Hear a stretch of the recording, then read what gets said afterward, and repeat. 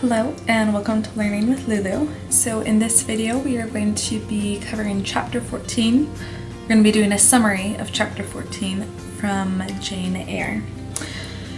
So chapter 14, Rochester is at Thornfield Hall and Jane sees very little of him.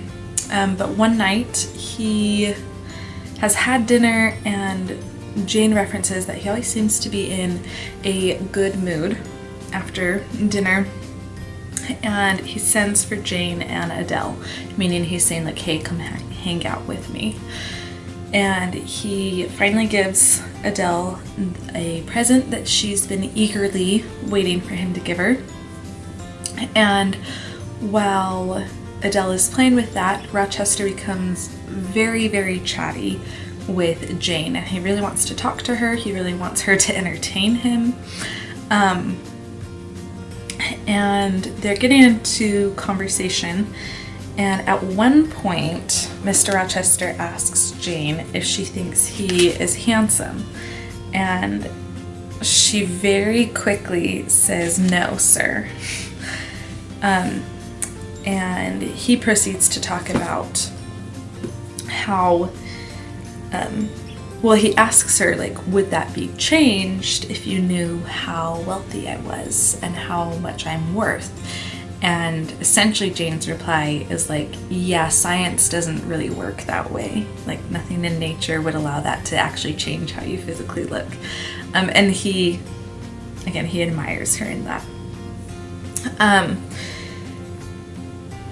Just from their conversation, Jane seems to get the sense that he is probably drunk. She remarks at one point in the chapter that though his moods are changeable, she doesn't take offense to it because she knows that, like, she isn't the cause of their alteration ever. There's something else going on with him.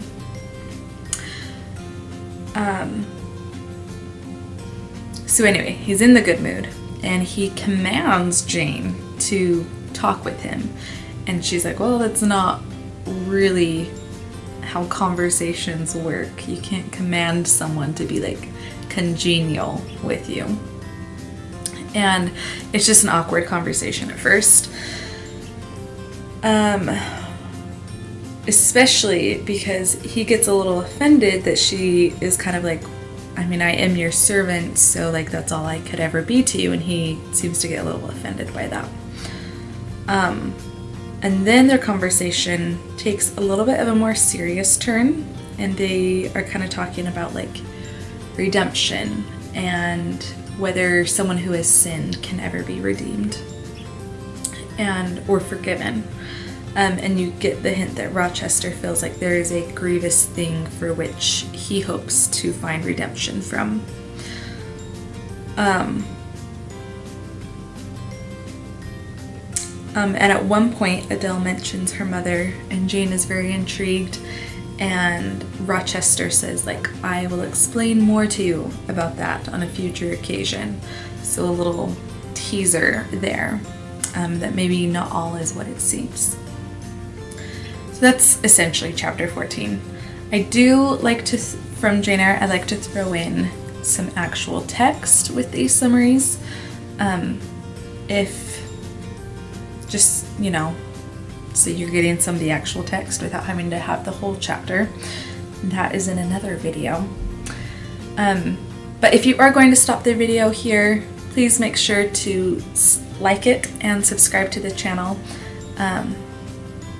Because it helps me out so much, and I hope that it is beneficial to you. So if it has been, just say thanks by subscribing. So anyway, some actual text. At one point, Jane does talk about his attractiveness, and she isn't verbalizing any of this. This is just her own thoughts on the matter. But she does say, I am sure most people would have thought him an ugly man, yet there was so much unconscious pride in his port, so much ease in his demeanor, such a look of complete indifference to his own external appearance, so haughty a reliance on the power of other qualities, intrinsic or adventitious to atone for the lack of mere personal attractiveness. That, and looking at him, one inevitably shared the indifference and even, in a blind and perfect sense, put faith in the confidence. So you kind of get a little sense that she does find him attractive. And she's very clear that physically is his attractiveness what they thought was attractive in this time and era. No, but there's a quality about him that she does find attractive.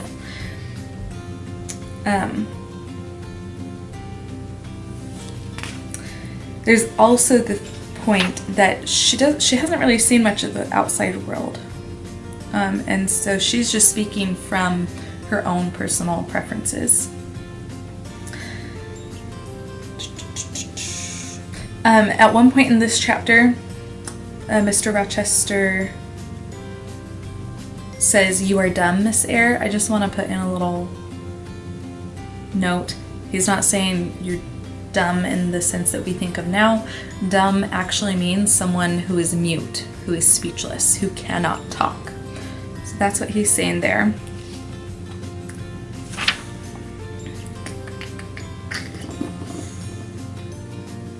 Oh, and then also I have an annotation here when they're talking about whether you can be redeemed or the nature of sin and forgiveness and redemption. Jane's perspective, you have to realize, is also coming from her having been scorned for a sin that she was wrongly accused of. So she does have maybe a degree more of empathy than another person conversing with Rochester might, particularly another wealthy, maybe spoiled aristocrat may be able to empathize with him. Jane empathizes more so than someone who maybe was raised on a silver spoon. So yeah, that's all that I want to add from that chapter, from chapter 14 of Jane Eyre. Jane is very honest with Rochester. Rochester, you get the sense, doesn't want her to quite feel like a servant. You get the sense that he wants more of a friendly, congenial relationship with her. And they talk a lot. They talk about serious topics. It's not just superficial stuff. And yeah, they have this budding relationship. So that is chapter 14 of Jane Eyre. If you've made it this far, thank you so much for watching. Please make sure to subscribe, like the video, share it with others who may benefit from it, and keep coming back for more. Thanks for watching. Bye.